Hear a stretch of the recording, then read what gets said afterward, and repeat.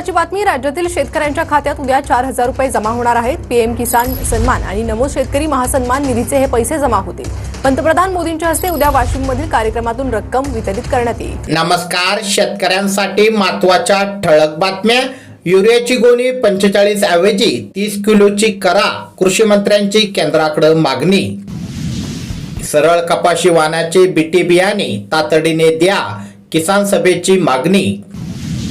नदीजोड प्रकल्पाद्वारे महाराष्ट्र दुष्काळमुक्त करणार, मुख्यमंत्री देवेंद्र फडणवीस। शक्तीपीठसाठी जबरदस्ती मोजणी केल्यास जशास तसे उत्तर देऊ, सोलापूर जिल्ह्यातील शेतकऱ्यांचा इशारा। परभणी हिंगोली जिल्ह्यामध्ये 21,53,000 क्विंटलवर कापूस खरेदी। राज्यात उन्हाच्या चटक्यात वाढ होणार।